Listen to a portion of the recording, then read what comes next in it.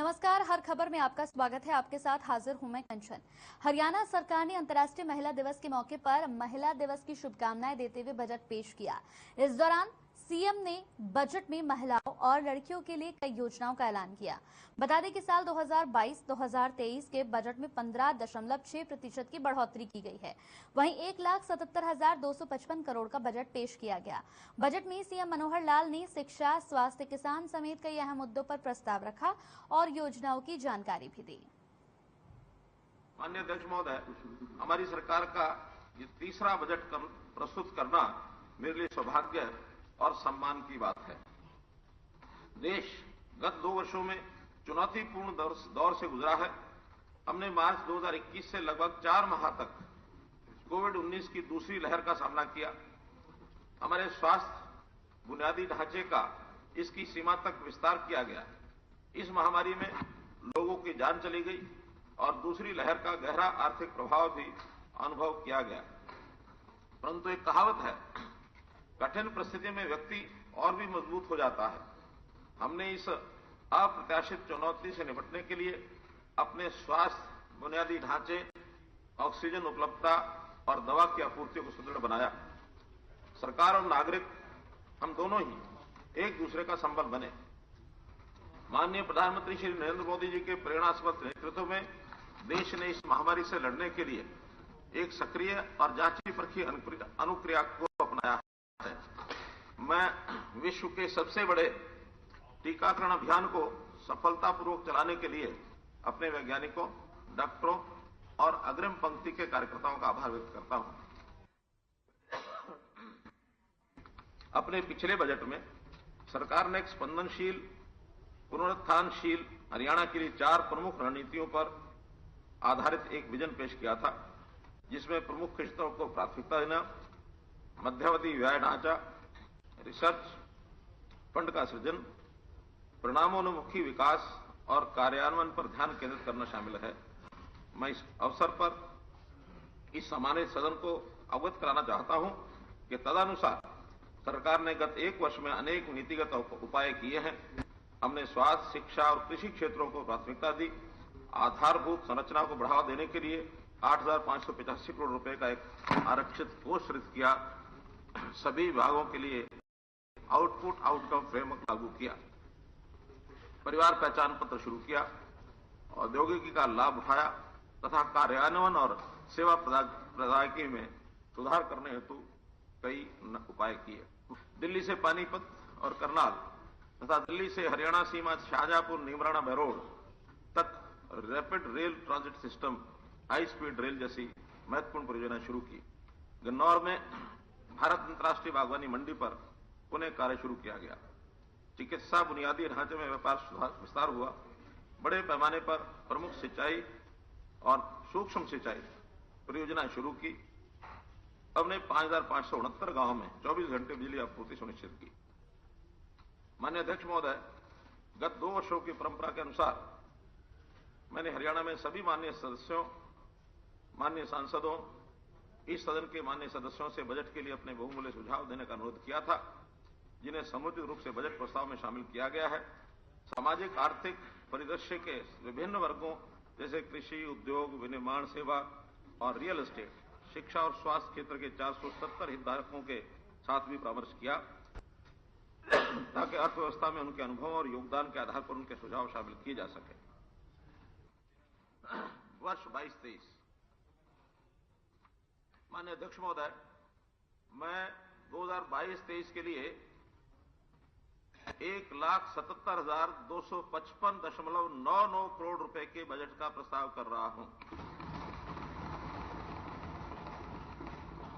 जो संशोधित अनुमान 21-22 के 1,53,354.44 करोड़ रुपए से 15.6% की वृद्धि है। इस बजट परिव्यय में 61,057.36 करोड़ रुपए का पूंजीगत व्यय और 1,16,198.63 करोड़ रुपए का राजस्व व्यय शामिल है, जो क्रमशः 34.4% और 65.6% है। पिछले कुछ वर्षों से कुल व्यय में पूंजीगत व्यय का हिस्सा बढ़ा है, जबकि राजस्व व्यय के हिस्से में कमी आई है।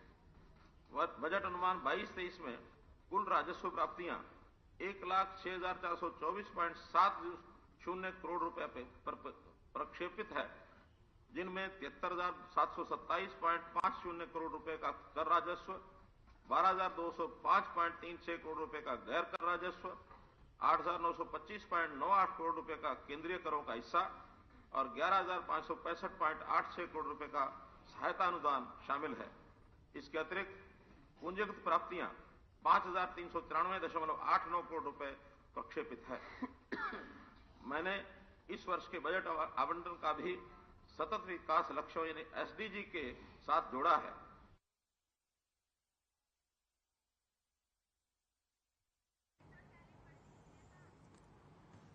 तो किसको क्या मिला, ये ग्राफिक्स के जरिए हम आपको दिखा रहे हैं। बजट पर मनोहर बातें, 1,77,255 करोड़ का बजट पेश किया गया। बजट 2022-2023 में 15.6% की वृद्धि। जीडीपी में हरियाणा की भागीदारी जो है वो बढ़ी है। और इसके साथ ही स्वास्थ्य की बात कर लें, शिक्षा को बढ़ावा देना पहला लक्ष्य है। हरियाणा में आर्थिक विकास का उद्घाटन। और इसके साथ ही अगर मैं बात करूं तो मनोहर बातें बजट पर बाजरे की एमएसपी पर खरीद की, जैविक खेती को बढ़ावा दे रहे हैं। क्या क्या मिल रहा है, ये तस्वीरें इस वक्त हम आपको ये दिखा रहे हैं ग्राफिक्स के जरिए। मोटे अनाज के लिए अनुसंधान केंद्र खोला जाएगा। यहाँ पर भिवानी में अनुसंधान केंद्र खुला है। इसके साथ ही 1 लाख परिवारों को लोन भी दे रहे हैं। पर्यावरण संरक्षण पर भी जोर दिया जा रहा है और आगे भी दिया जाएगा। छात्राओं के लिए परिवहन सेवा पर भी जोर दिया जाएगा। इसके साथ भिवानी में महिला कॉलेज भी खुलेगा। बजट पर मनोहर बातें, शिक्षा के लिए 20,250.75% यहां पर कॉलेज में स्मार्ट क्लास होंगी। इसके साथ ही क्या कुछ खास होगा ये भी हम आपको बता रहे हैं। डिजिटल स्वास्थ्य रिकॉर्ड भी बनाएंगे, स्वास्थ्य सेवाओं को मजबूत करेंगे। तो मुख्यमंत्री मनोहर लाल ने बजट में भी किसानों को सौगात दी है। सीएम ने कहा कि किसानों के लिए 50 करोड़ का प्रावधान रखा गया है। साथ ही सीएम ने बताया कि 100 पैक हाउस की स्थापना की भी बात कही है। सीएम ने कहा कि फसलों की खरीद लगातार जारी है। उन्होंने बताया कि जैविक खेती को भी बढ़ावा दिया जा रहा है। तो मेरी फसल मेरा ब्यौरा के माध्यम से सुगम बनाया गया है। प्रदेश में 9 लाख से अधिक किसानों ने 62 लाख एकड़ का पंजीकरण कराया है। भारत में ऐसा कोई अन्य राज्य नहीं है जो किसानों की ऐसी सुविधा प्रदान कर रहा हो। खरीफ 2021 के दौरान भारी बारिश, बाढ़ और कीटों के हमले से प्रभावित किसानों को मुआवजे के रूप में 561 करोड़ रुपए की राशि जारी की गई है।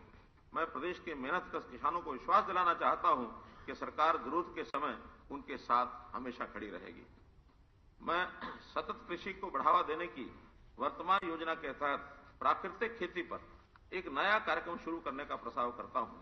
प्राकृतिक और जैविक खेती को बढ़ावा देने के लिए 3 साल का उत्पादन आधारित प्रोत्साहन कार्यक्रम 100 क्लस्टर में प्रति क्लस्टर की कम से कम 25 एकड़ भूमि पर शुरू किया जाएगा। इस कार्यक्रम के तहत प्रमाणन, ब्रांडिंग और पैकेजिंग और पहले 3 वर्षों में उत्पादन की हानि पर मुआवजे के लिए वित्तीय प्रोत्साहन दिया जाएगा। योजना का विवरण कृषि एवं विकास कल्याण विभाग द्वारा अलग से अधिसूचित किया जाएगा। संयुक्त राष्ट्र संघ ने वर्ष 2023 को अंतर्राष्ट्रीय मोटे अनाज का वर्ष घोषित किया है। हरियाणा बाजरे की खेती के लिए जाना जाता है। खरीफ 2018 में हमने न्यूनतम समर्थन मूल्य पर बाजरे की खरीद शुरू की है। गत वर्ष हमने बाजरा किसानों को 600 रुपए प्रति क्विंटल की दर से सहायता प्रदान की और डीबीटी के माध्यम से किसानों को 482 करोड़ रुपए की अदायगी भी की गई है। इसे और आगे बढ़ाने के लिए बाजरे की कटाई के उपरांत प्रबंधन और ब्रांडिंग के लिए 50 करोड़ रुपए की राशि का अलग से प्रावधान करने का मेरा इरादा है, ताकि बाजरे की सतत मांग को पूरा किया जा सके और हरियाणा के किसान को उसकी उपज का बेहतर मूल्य मिल सके। ये सहायता हरियाणा के किसानों से बाजरा खरीदने वाले एफपीओस को प्रदान की जाएगी। बाजरा और अन्य मोटे अनाजों के अनुसंधान के लिए भिवानी में एक क्षेत्रीय अनुसंधान केंद्र स्थापित किया जा रहा है और उत्पादकता में सुधार के लिए प्रशिक्षण दिया जाएगा, ताकि बाजरा किसानों की आय में वृद्धि हो। मुझे ये बताते हुए हर्ष हो रहा है कि हरियाणा देश में एक महत्वपूर्ण बागवानी केंद्र के रूप में उभरा है। हार्टिकल्चर विजन के अनुसार वर्ष 2030 तक बागवानी क्षेत्र को दुगुना और उत्पादन को 3 गुना करने की योजना है। अनूठे फसल समूह विकास कार्यक्रम के तहत ताजा फल और सब्जियों के लिए संपूर्ण आपूर्ति श्रृंखला स्थापित करने वाला हरियाणा देश का पहला राज्य होगा। सरकार वर्ष 22-23 में 100 पैक हाउस की स्थापना के लिए सहायता प्रदान करेगी। मुख्यमंत्री मनोहर लाल ने अंतर्राष्ट्रीय महिला दिवस के मौके पर सदन से प्रदेश की महिलाओं को महिला दिवस की बधाई दी। साथ ही इस मौके पर पूर्व केंद्रीय मंत्री सुषमा स्वराज पुरस्कार की घोषणा भी की। जैसा आपने प्रारंभ में ही कहा, आज अंतर्राष्ट्रीय महिला दिवस है 8 मार्च। मैं इस अवसर पर समस्त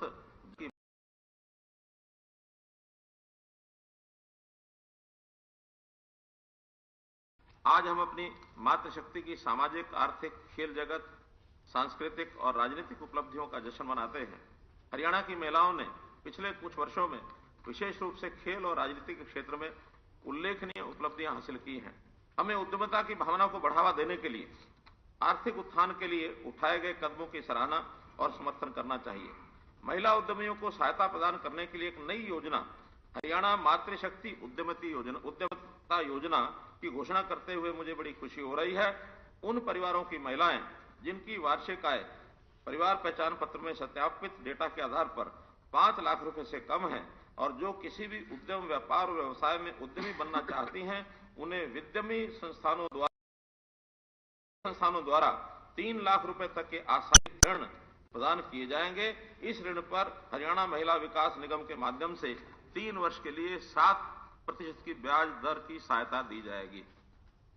बड़े शहरों में कामकाजी महिलाओं को सुरक्षित और किफायती आवास की समस्या का सामना करना पड़ता है। इसके लिए 3 शहरों फरीदाबाद, गुरुग्राम और पंचकुला में ऐसे मकान बनाए जाएंगे जो महिला हॉस्टल के रूप में कामकाजी महिलाओं को सुरक्षित और किफायती आवास प्रदान करने के लिए सहयोगी होंगे। 47 शैक्षणिक संस्थानों में आने जाने की सुविधा कम करने के लिए विद्यार्थियों, विशेषकर लड़कियों के शिक्षा के अवसर सीमित हैं। इन अवसरों को बढ़ाने के लिए सरकार भिवानी के कुड़ल व छापर तथा जिला सोनीपत के गन्नौर में 3 नए सरकारी महिला कॉलेज खोलेगी। मैं इस सम्मानित सदस्य का आभारी हूं कि विधानसभा ने पंचायती राज संस्थाओं में महिलाओं का प्रतिनिधित्व बढ़ाकर सभी स्तरों पर कुल सीटों का आधा करने के लिए कानून पारित किया है। मुझे आशा है कि पंचायती राज संस्थाओं के आगामी चुनाव में इस बड़े कदम से स्थानीय स्वशासन संस्थाओं में महिलाओं को उनका उचित स्थान मिलने में सही मायनों में महिला सशक्तिकरण होगा। हरियाणा की बेटी स्वर्गीय श्रीमती सुषमा स्वराज भारत की सभी महिलाओं के लिए एक प्रेरणा थी। आज मैं राज्य स्तरीय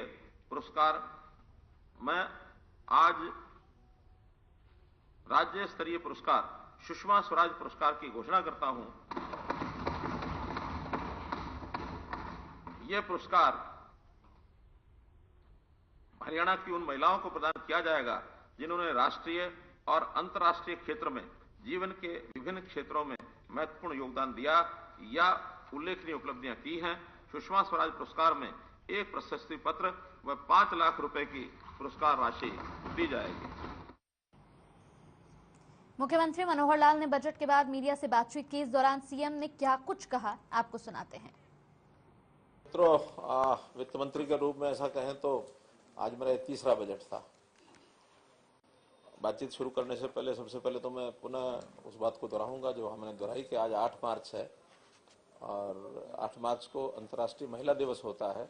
इस अवसर पर मैं समस्त मातृशक्ति को अभिनंदन करता हूं, नमन करता हूं, वंदन करता हूं और उनको बधाई और शुभकामना देता हूं।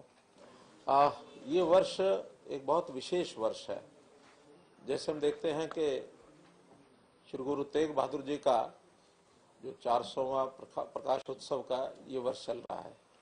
कोविड के कारण से हालांकि हम कोई बहुत कार्यक्रम उस समय नहीं कर सके, लेकिन एक समापन का कार्यक्रम एक बहुत जल्दी हम करेंगे। और इसी प्रकार से ये आज़ादी का भी 75वां वर्ष, यानी एक प्रकार से इसका भी सारे देश भर में जो चल रहा है। 2 वर्ष के लिए कार्यक्रम जो हमारे 75वें वर्ष के चलेंगे वो 2 वर्ष के लिए चलेंगे। उसमें एक तो गरीब लोगों के लिए ये बजट, यानी आम साधारण व्यक्तियों के लिए बजट, जैसा मैंने कहा कि सामान्यतः लोग कहते हैं कि हम गरीब व्यक्ति तक पहुंचेंगे। मैं ये कहता हूं कि हमने गरीब व्यक्ति से ही शुरू किया है, और जो अपना परिवार पहचान पत्र का ये डाटा है, इस डाटा के आधार पर हम नई नई योजनाएं सब शुरू कर रहे हैं कि उन गरीब व्यक्तियों को किस प्रकार से लाभ मिले। अब कई बार विषय आता है कि आपने अनुसूचित जाति के लिए कुछ नहीं किया, आपने बैकवर्ड के लिए कुछ नहीं किया। तो मैंने आंकड़े ही बताए हैं कि जब हम 1,80,000 का आंकड़ा निकालते हैं तो इस आंकड़े में हालांकि अनुसूचित जाति की आबादी तो 20% है, लेकिन उनके 29% यानी परिवार इस दायरे में आ रहे हैं। अगर पिछड़ा वर्ग की बात करता हूं तो उनकी आबादी तो 27% है, जबकि 34.5% आबादी यानी इस दायरे में आ रही है 1,80 में। तो इसलिए स्वाभाविक है दोनों वर्गों का 8-9% अपनी आबादी के शेयर से भी ज्यादा इसमें लाभ मिलेगा, चाहे हर प्रकार का व्यवसाय में मिले, सब्सिडी में मिले, अनुदान में मिले, बच्चों में मिले, फीस में मिले, या ट्रेनिंग में मिले, या जो रोजगार के लिए हमने नई नई योजनाएं बनाई हैं जिनके ऊपर फोकस कर रहे हैं, वो सारा बजट यानी इस हिसाब से उनको पर्याप्त संख्या में मिलेगा। सीएम मनोहर लाल ने बतौर वित्त मंत्री सदन में बजट पेश किया। बजट को लेकर हमारे सहयोगी अमित शर्मा ने खास बातचीत की विधानसभा अध्यक्ष ज्ञानचंद गुप्ता से। ज्ञानचंद गुप्ता ने बजट को लेकर हर हित का बजट इसे बताया है, साथ ही कहा है कि पंचकुला को भी मेडिकल कॉलेज की सौगात दी गई है। हरियाणा विधानसभा में वित्त वर्ष 2022-23 का बजट पेश किया गया। सरकार की ओर से दावा किया गया कि ये सर्वांगीण विकास करने वाला बजट होगा और इस बजट में सभी वर्गों का खास ध्यान रखा गया है। इस पर हम बातचीत करेंगे। बातचीत के लिए हमारे साथ मौजूद हैं खुद विधानसभा अध्यक्ष ज्ञानचंद गुप्ता जी। सर, बहुत स्वागत है आपका हर खबर पर। धन्यवाद, आपका भी बहुत बहुत स्वागत है जी। सर, ये जो बजट आज पेश किया गया किस तरीके से आप देख रहे हैं? देखिए, आदरणीय मुख्यमंत्री जी जो वित्त मंत्री भी हैं, जो 22-23 के लिए आज बजट पेश किया, मैं समझता हूं कि इससे बढ़िया, इससे अच्छा बजट और कोई नहीं हो सकता। हर क्षेत्र को विकास करने के लिए, हर क्षेत्र में विकास के लिए, विकास की दृष्टि से बजट के अंदर पिछले साल से बहुत ज्यादा अधिक प्रावधान किया गया है। आप शिक्षा का क्षेत्र देखिए, शिक्षा के लिए लगभग 17-18% पिछले साल से ज्यादा बजट कोई रखा। स्वास्थ्य की दृष्टि से स्वास्थ्य में लगभग 28% बजट के अंदर बढ़ोतरी की गई है। खेलों को देखिए, खेलों के अंदर लगभग 60% की वृद्धि जो है वो बजट के अंदर की गई। ओवरऑल, चाहे वो कृषि क्षेत्र है, चाहे वो हमारे अन्य लोग हैं, हर व्यक्ति के लिए इस बजट के अंदर विकास नजर आता है। और मैं समझता हूं कि जो बजट पेश हुआ है, इससे हरियाणा प्रदेश नई बुलंदियों को छुएगा। विकास के नए रास्ते, नए आयाम इस बजट के आने के पश्चात होंगे। और जिस प्रकार से आज ये बजट पेश किया गया और पंचकूला के लिए विशेष तौर पर जो मेडिकल कॉलेज खोलने की घोषणा हुई है, पंचकूला के लिए नर्सिंग कॉलेज की घोषणा हुई है, पंचकूला में आर्कियोलॉजिकल म्यूजियम का बात आई है जिसका निर्माण कार्य शुरू हुआ है। पंचकूला को विकसित करने के लिए जो हमारा मोरनी का क्षेत्र है, वहां पर एडवेंचर स्पोर्ट्स और उसको एक टूरिज्म का हब बनाने का जो घोषणा आदरणीय मुख्यमंत्री जी ने की है, मैं समझता हूं कि ये पंचकूला के लोगों के लिए बहुत बड़ी सौगातें लेकर के आया। जहां पूरा हरियाणा तो आगे बढ़ेगा ही, पंचकूला भी मैं समझता हूं मेट्रोपॉलिटन सिटी का उन्होंने पहले घोषणा की है और उसके बनने से पंचकूला और ज्यादा तरक्की करेगा। बिल्कुल सर, ये भी कहा जा रहा है कि सरकार की ओर से कहा जा रहा है कि देखिए हम हर साल बजट एलोकेशन जो है उसको बढ़ाने का काम करते हैं, इस बार भी हमने ऐसा किया है। लेकिन कुछ लोग ऐसे भी हैं, कुछ जो विपक्षी जो विधायक हैं, कांग्रेस पार्टी हो, इनेलो हो, कुछ निर्दलीय विधायक जो कह रहे हैं कि भाई कर्जा जो है प्रदेश के ऊपर वो लगातार बढ़ता जा रहा है, और इस बीच इस तरीके से एलोकेशन करना, उसका किस तरीके से सामंजस्य बिठाएंगे, ये भी एक बड़ी बात होती है। घोषणाएं तो कर दी जाती है लेकिन उनको जमीन पर उतारना, उसमें एक बड़ी चुनौती आती है। कर्जा जो है वो कोई ऐशो आराम के लिए नहीं।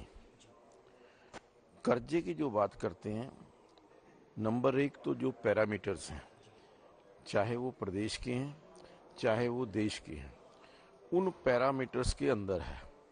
हमारा जो कर्जा है बाकी प्रदेशों से, जो मैं समझता हूं कि पैरामीटर्स को कई गुना लांघ चुके हैं, आज उनसे बहुत कम है। और फिर जो हम कर्जा ले रहे हैं वो विकास के लिए ले रहे हैं, ऐशो आराम के लिए नहीं। नई परियोजनाएं, जिस प्रकार से आदरणीय मुख्यमंत्री जी ने कहा कि हर जिला के अंदर मेडिकल कॉलेज होगा, तो मेडिकल खोलने के लिए पैसा चाहिए, इंफ्रास्ट्रक्चर चाहिए। और इंफ्रास्ट्रक्चर के लिए यदि हम कहीं से लोन भी लेते हैं, वो जनहित के लिए है, लोगों को सुविधा पहुंचाने के लिए है, लोगों की सुविधा का ख्याल रखने के लिए है। अगर हम एजुकेशन के अंदर बजट बढ़ाते हैं, हेल्थ के अंदर बजट बढ़ा रहे हैं, स्पोर्ट्स के अंदर बजट बढ़ा रहे हैं, तो उस बजट को बढ़ाने के लिए, इंफ्रास्ट्रक्चर बढ़ाने के लिए, अगर मैं समझता हूं कोई पैरामीटर्स के अंदर यदि हमें कुछ कर्ज भी लेना पड़ता है, लोन भी लेना पड़ता है, तो मैं समझता हूं कि वो प्रदेश के हित में है।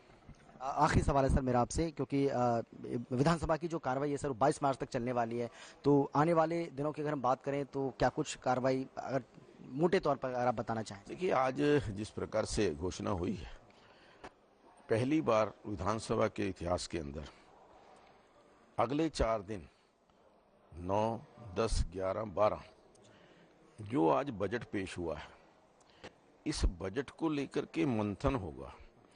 और वो मंथन हमारे सभी जो विधायक हैं सम्मानीय, उस मंथन में भाग लेंगे।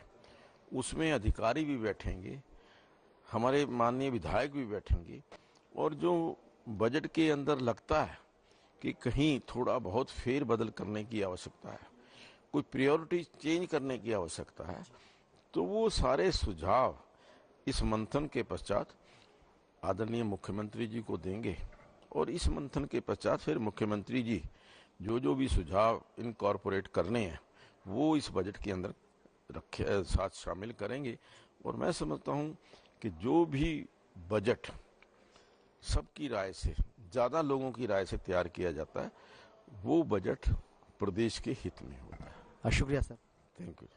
तो ये थे हमारे साथ विधानसभा अध्यक्ष ज्ञानचंद गुप्ता जी, जिनका साफ तौर पर कहना है कि यह बजट आम जनता के हित में होगा, प्रदेशवासियों को इससे बहुत ज्यादा लाभ होने वाला है। और इसके साथ ही अब आगामी दिनों में किस तरीके से विधानसभा की कार्यवाही आगे बढ़ेगी, इस बारे में भी वो ज्यादा जानकारी यहां हमसे साझा कर रहे थे। कैमरा पर्सन जगदीश के साथ अमित शर्मा, चंडीगढ़, हर खबर।